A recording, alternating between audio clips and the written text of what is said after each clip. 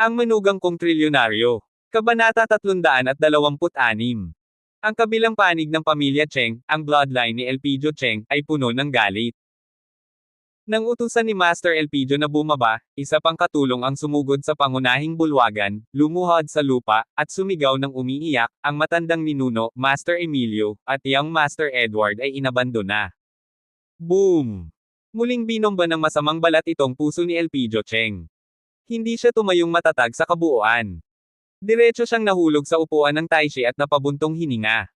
Nagpahinga pa rin, mabilis niyang inabot ang gamot kay Elpidio Cheng para inumin, para lang gumaling. Dirty beast. Dirty beast. Mai Cheng, paanong ipinanganak ang ganyang traidor? Mamamatay na ang pamilyang ito, mamamatay na.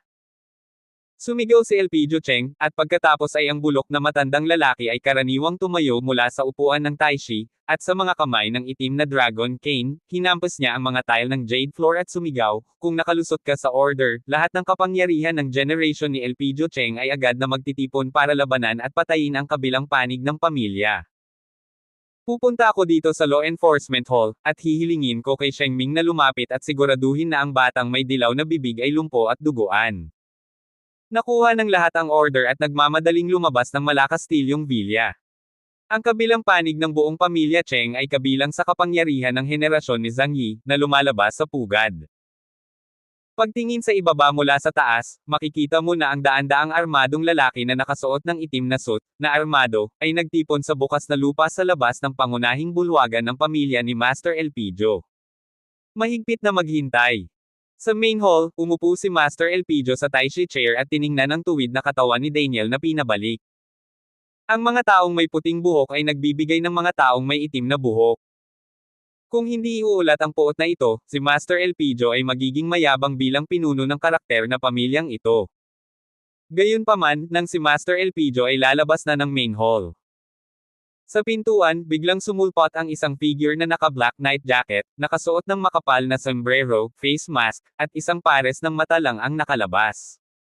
Ang kanyang mga mata ay malamig at tahimik, na may paghamak. Ang ideya lang ay may golden pugiet ang neckline niya. Isang maikling punyal. Shadow Guard. Ang Shadow Guards ay exclusibo lamang para kay Armando Cheng, ang pinuno ng pamilyang Cheng. Ang koponan ay may kabuoang 36 na tao, sumusunod lamang sa mga utos ni Armando Cheng. Ang bawat may-ari ng bahay ay maaaring lumikha ng kanyang sariling Shadow Guard. Ang hitsura ng taong ito ay nagpang-inig kay Master Elpidio, at ang kanyang momentum ay biglang humina ng kaunti. Ang Shadow Guard, iyon ay ang pagkakaroon ng walang katapusang malapit sa sentro ng kapangyarihan, ay isang espada, isang tibak na maaaring tumago sa puso ng sinumang kaaway. Napakahiwaga ng pagkakaroon ng organisasyong ito. Kahit na ang mga tiyuhin ng pamilya Cheng ay hindi nakita ang tunay na nilalaman ng mga miyembrong ito. Itinaas ng lalaki ang kanyang kamay at ipinutok ang isang gintong 10 tatsulok na hugis araw na dart. Mabilis niyang pinadaplisan ang gilid ng tenga ni Master Elpidio, at pagkatapos ay ipinulupot sa puting pader sa likod niya. Ang pangunahing tauhan ay may utos, at ang salita ng kabilang panig ay hindi maaaring labanan, ang pangunahing tauhan ay magiging patas. Ang bagay na ito, ang bida ay magbibigay ng salita sa salita ng salita, at hilingin din sa panig ni Master Elpidio na huwag kumuha ng kalahati pumasok sa kastilyo. Sinabi ng lalaki, na ang figure ay nakatago sa dilim. Malamig. Tama, malamig. Sa sandaling ibukan niya ang kanyang bibig, ang temperatura sa buong bulwagan ay biglang bumaba ng 12 degree. Nakakagigil na ginaw. Nanginginig ang bibig ni Master Elpidio Cheng, ayaw ng kanyang puso, at ang itim na tungkod ng dragon ay natamba sa mga tile sa sahig. Sinabi niya sa malamig na boses, ang batang Andrew Cheng na ito ay nagawang alisin ang aking kapatid, iwanan ang aking pamangkin, at patayin ang aking mahal na mga apo.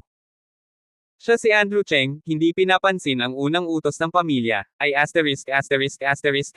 sa parehong silid at hindi karapat-dapat na maging tagapagmana niya. Si Elpidio Cheng ay galit at mukhang pula.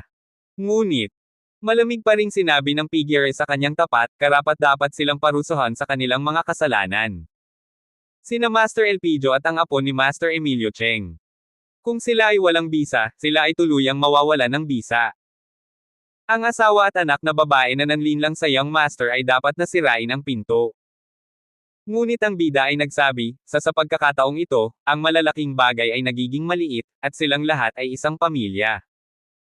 Sa bagay na ito, ang pangunahing tauhan ang magdedesisyon para sa kanyang sarili, kaya pakiusap kay Master Elipidio na huwag sumuway sa utos ng pangunahing tauhan. Pagkatapos ng lahat, ang figure ay umalis mula sa pangunahing bulwagan, at si Master Elpidio, na walang laman at galit, ay tumayo sa itaas ng pangunahing bulwagan. Pinisil ni Elpidio Cheng ang kamay na bakal, at ang kanyang mga mata ay puno ng galit, at nagngangalit ang kanyang mga ngipin at nagsabi, isang magandang tahanan. Isang mabuting Armando Cheng.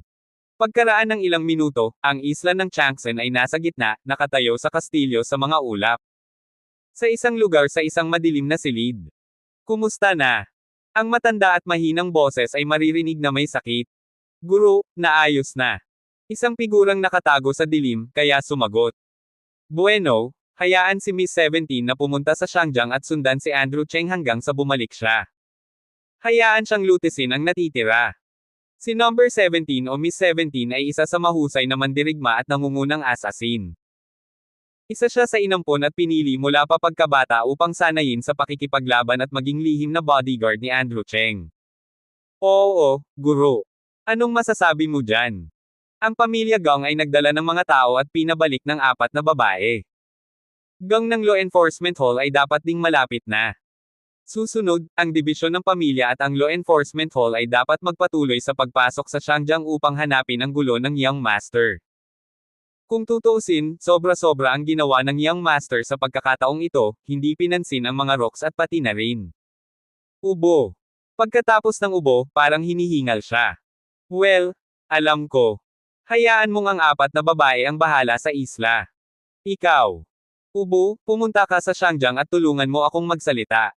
Pagbabalik tanaw sa Shangjiang, sa loob ng number 1 palace. Tinitigan ni Andrew Cheng si Helen Jing na may malamig na pawis, at naglakad palapit sa kanya. Sa sandaling ito, si Rose Jing ay parang maliit na pas ang ligaw na may piniritong buhok, at binabantayan niya si Helen Jing. Dare you stop me? Sinabi ni Andrew Cheng na may malamig na boses sa kanyang mga mata. Si Rose Jing ay natakot.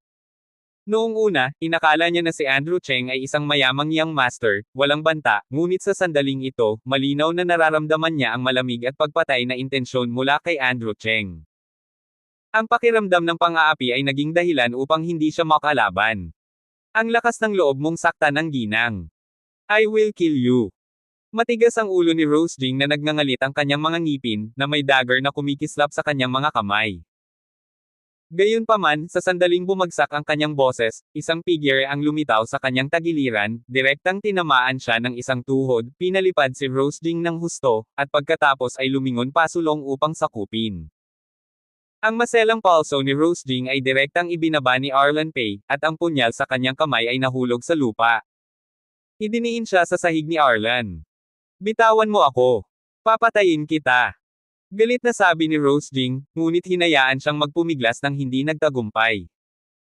Ngumiti si Arlan Pei at sinabing, mga pamilya ng mga babae, hindi magandang gumamit ng kutsilyo, o kung hindi, pag-usapan natin ng masinsinan at pag-usapan ang buhay at mga mithiin.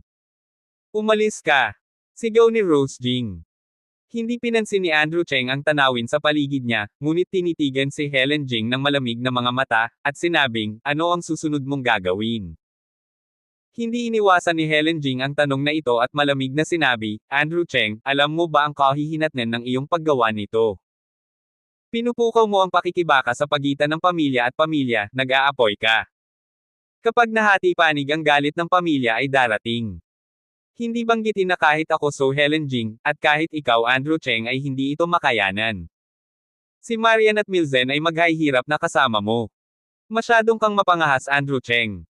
How dare you do this? Sinusunog mo ang iyong sarili sa apoy. Hehe. Bahagyang tumawa si Andrew Cheng, akala ng lahat ay basura ako, at inakala ng mga taong ito sa kabilang panig na iniwan ko lang ng basta-basta ang pamilya sa loob ng 7 taon at nawala ang lahat ng pundasyon, kaya madali itong harapin. Ngunit nakalimutan nila ng kaunti, iyon ibig sabihin, ako si Andrew Cheng Perrin mananatiling tagapagmana. Ito ay isang katotohanang hindi na mababago.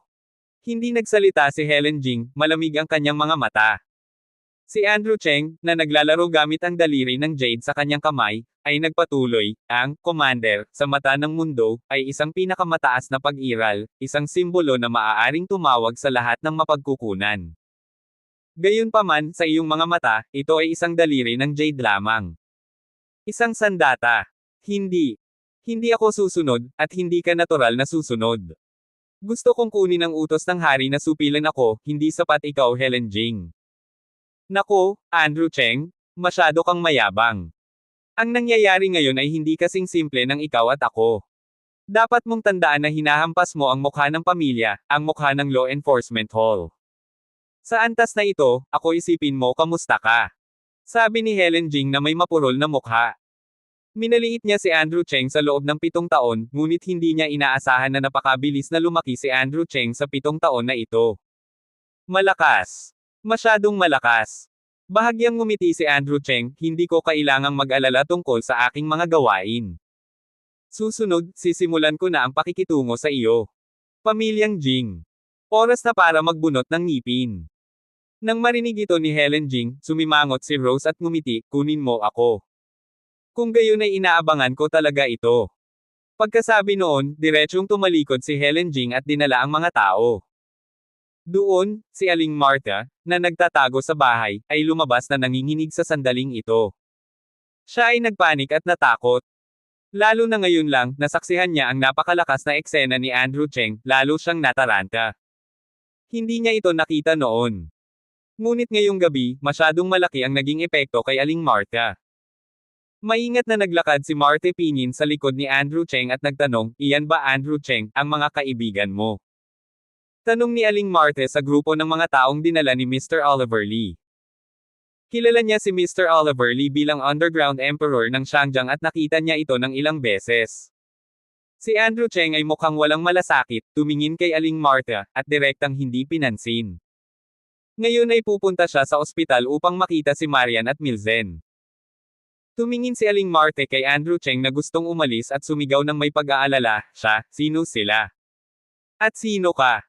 Talaga bang ikaw ang aking manugang na si Andrew Cheng? Napakasayang niyang basura, bakit ngayon ay hindi na siya maarak? Nilingon ni Andrew Cheng ang kanyang ulo at walang pakialam na tumingin kay Aling Martha, sinabing, gusto mo bang malaman kung sino ako?